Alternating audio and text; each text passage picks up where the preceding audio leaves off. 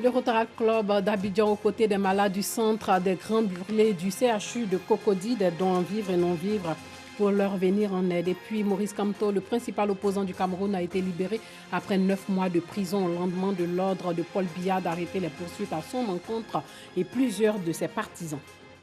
Bonsoir et bienvenue dans le 19h. Soutien moral et matériel aux malades et familles du centre des grands brûlés du CHU de Cocody, des dons en vivre et non vivre du Rotaract Club d'Abidjan 2 Plateau.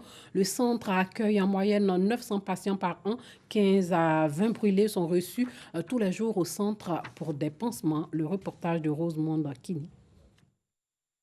Ismaël a 2 ans. Depuis quelques mois, sa nouvelle maison est le centre des grands brûlés du CHU de Cocody. Il y a ma petite soeur qui a chauffé de l'eau pour mettre à côté. Elle devait aller se laver. Mais comme mon grand-père l'a envoyé, donc elle est partie pour laisser. Mais non, lui, il avait bonbon dans sa main. Donc il y a le petit frère de mon grand frère qui l'a arraché bonbon. Donc en pleurant, il s'est agité, puis il est parti tomber dans le trou, dans la marmite. Comme le petit Ismaël, ce sont environ 1000 malades qui sont reçus quotidiennement au centre des grands brûlés. Cet établissement de réadaptation des personnes brûlées est rattaché au service d'aide médicale d'urgence, SAMU. Les soigner jusqu'à la guérison nécessite des moyens techniques comme l'application de produits sur la partie atteinte, la bande de pansement et bien d'autres. Un cri de cœur entendu. Des dons en vivres et non vivres sont offerts par le Rotaract Club Abidjan 2 Plateau. Cette activité, c'est la deuxième dans notre club. Nous l'avons faite en 2015 dans ce même centre. Et lors de l'activité, nous avons vu que les parents des victimes étaient vraiment heureux de recevoir ces différents dons. Et on a bien voulu refaire cette action-là pour pouvoir donner encore de la joie aux familles. Au niveau de la Côte d'Ivoire, nous sommes 18 clubs, 18 présidents des clubs Rotaract de Côte d'Ivoire qui organisent vraiment des actions en faveur de la santé, de l'éducation. Le personnel de l'établissement salue le geste des donateurs. On aurait aimé même que ça soit encore plus que ça, mais ce qu'ils ont fait, c'est déjà beaucoup et ça va soulager un tant soit peu nos malades qui en ont vraiment besoin. Le Rotaract Club Abidjan 2 Plateau est une émanation du Rotary International, organisation mondiale apolitique plus que centenaire avec pour objectif principal l'aide aux populations nécessiteuses. Créé en 1968, il regroupe les jeunes de 18 à 30 ans. Une bonne hygiène alimentaire pourrait être synonyme de bonne santé. Le sport aussi n'est pas à négliger, en tout cas pour prévenir les maladies cardiovasculaires, première cause de mortalité dans le monde. Les professionnels de la santé de plusieurs pays de la sous-région ont débattu de la question lors d'un colloque sur la santé, la nutrition et le bien-être. 17 millions de personnes meurent chaque année des maladies cardiovasculaires, soit 31% de la mortalité totale au monde. Ces chiffres font des maladies cardiovasculaires la première cause de décès au monde. Comment inverser la tendance? La question était au centre d'un colloque sous-régional sur la santé, la nutrition et le bien-être tenu récemment à Abidjan. Face à l'ampleur, les professionnels de la santé préconisent la prévention par un mode de vie sain. Autant la maladie se trouve dans nos assiettes, autant la guérison se trouve dans nos assiettes. Si vous rentrez dans l'excès, la maladie va suivre. Donc il faut savoir choisir la qualité de ce qu'on va manger, la quantité de ce qu'on va manger, la fréquence à laquelle on va manger et le moment auquel on va manger. Éviter la sédentarité, pratiquer régulièrement le sport, avoir une alimentation équilibrée ou encore bien nourrir l'enfant durant ses 1000 premiers jours. Tel est le code de conduite à adopter selon les experts pour se prémunir des maladies cardiovasculaires que sont le diabète, l'hypertension artérielle et les accidents vasculaires cérébraux. Dans le combat qui vise à éradiquer ces maladies, les industriels du secteur agroalimentaire ont également une part des responsabilités. En tant que partie prenante, nous avons bien sûr une grande responsabilité à assurer la qualité de nos produits, à assurer que, où possible, nous les fortifions, à assurer qu'on diminue ou on augmente en fonction des sciences quelques produits, quelques éléments qui se trouvent dans nos produits. Par exemple, depuis 2010, nous avons déjà baissé le taux de sel de nos produits. Ce colloque sur le trinôme santé, nutrition et bien-être s'est tenu en marge de la Journée mondiale du cœur célébrée le 29 septembre dernier. Sachez que la voie coupée Bongouanou, longue de 58 km, restée fermée à la circulation depuis bientôt 20 ans, a été totalement réhabilitée. Elle vient d'être livrée à la population aujourd'hui même par le vice-président Daniel Kablon-Duncan. La réouverture de cette route désenclave à toute la région du Moronou. Coût des travaux, 29 milliards de francs CFA.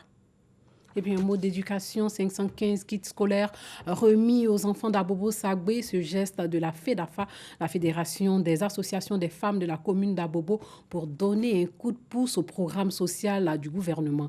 Il concerne les populations de couches défavorisées. Le reportage de Clément Boko. 515 kits scolaires pour 515 écoliers habitants du quartier Sagbé-Céleste, commune d'Abobo. Le don remis de façon symbolique ici est de la FEDAFA, la Fédération des associations des femmes d'Abobo, pour permettre à ces écoliers issus de familles à faible revenu de mieux démarrer la rentrée scolaire 2019-2020. On voulait atteindre la rentrée de cette année, ça n'a pas été facile. Mais il fallait mettre un peu de fonds pour pouvoir aider le maire de la commune d'Abobo. Quand on dit l'avenir se repose sur les enfants, ça veut dire que ce sont ces enfants, nos enfants, qui sont les présidents et les ministres du monde et de la Côte d'Ivoire. Donc nous sommes venus en aide pour avancer, pour aider le maire, Ahmed Bakayoko, et notre président. S'impliquer dans la mise en œuvre du programme social du gouvernement en aidant à la scolarisation des plus démunis. Le geste de la Fédération des femmes, dirigée par Fatima Tassila, est salué ici par les récipiendaires et leurs parents. Je suis content. Je le salue Mme Sila. Je le salue Amadou Bagayogo. Je le salue le président Alassane Ouattara. Kandia Kamara et tous, je le salue.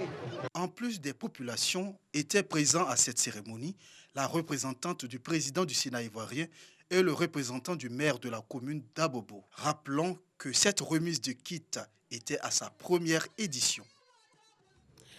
Sachez que 8 personnes ont été tuées et 18 autres blessées par des hommes armés non identifiés dans la nuit d'hier à aujourd'hui dans une région du nord du Rwanda frontalière avec la République démocratique du Congo. Ce district est connu des touristes pour le parc national des volcans qui abrite des gorilles des montagnes et fait face à côté congolais au célèbre parc des Vengura. Il a par le passé déjà été le théâtre d'attaques menées par des rebelles venus de la RDC opposés au gouvernement rwandais. La police n'a fourni aucune information sur les assaillants, mais plusieurs sources militaires contactées par l'AFP ont évoqué la possibilité que ces hommes armés soient des rebelles opposés au gouvernement rwandais venus de la RDC. Et puis le principal opposant du Cameroun, Maurice Kamto, le président du mouvement pour la renaissance du Cameroun, candidat malheureux à l'élection présidentielle de 2018, a été libéré ce samedi à Yaoundé après 9 mois de prison au lendemain de l'ordre du président camerounais Paul Biya d'arrêter les poursuites à son encontre et plusieurs de ses partisans afin de tenter de sortir son pays des crises multiples qu'il traverse.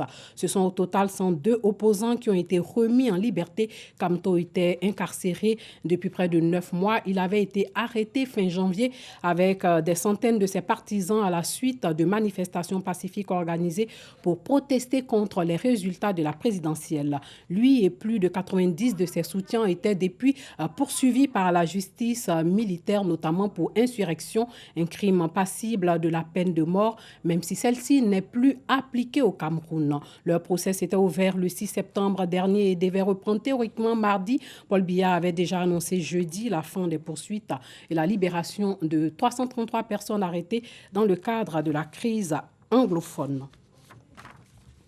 Et puis le candidat à la présidentielle en Tunisie, Kaïs Saïed, a annoncé aujourd'hui qu'il cessait de faire campagne pour le second tour afin de respecter l'égalité des chances avec son adversaire Nabil Karaoui en prison depuis fin août. Il est arrivé en tête au premier tour le 15 septembre après une campagne de terrain dans la perspective du second tour le 13 octobre. Le président tunisien par intérim, l'ONU, les observateurs internationaux et de nombreux responsables politiques ont appelé appelé à assurer une égalité des chances entre les deux candidats karaouis sous le coup d'une enquête pour fraude fiscale et blanchiment depuis 2017, a été incarcéré une semaine avant le début de la campagne pour le premier tour de la présidentielle. Il accuse des rivaux politiques, notamment le parti d'inspiration islamiste Ennahda, d'avoir instrumentalisé la justice.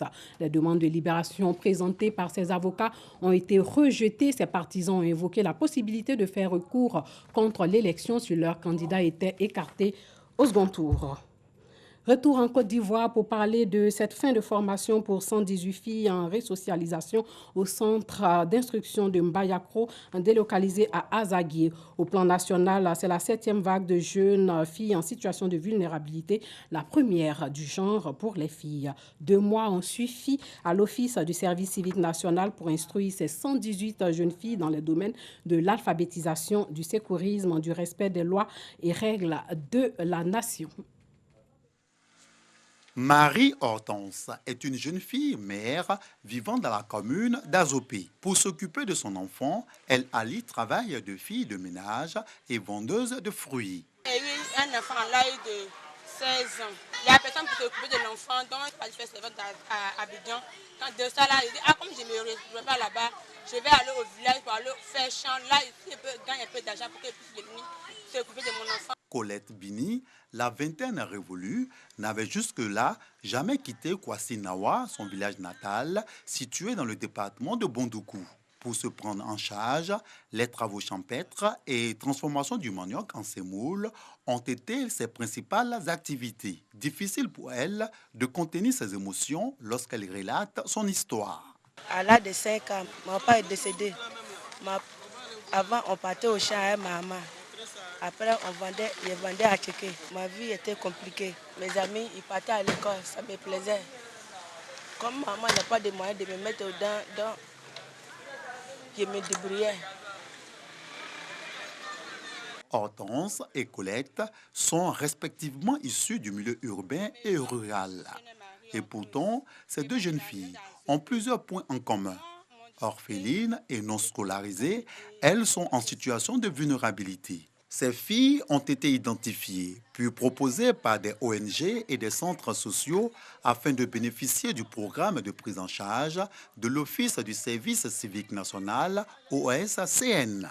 De façon régulière, le directeur général de l'OSCN se rend à l'Institut des nouvelles technologies agricoles, INTA, situé à Azaguié, dans la région de la Niébi-Tiassa, où sont en resocialisation Hortense et Colette.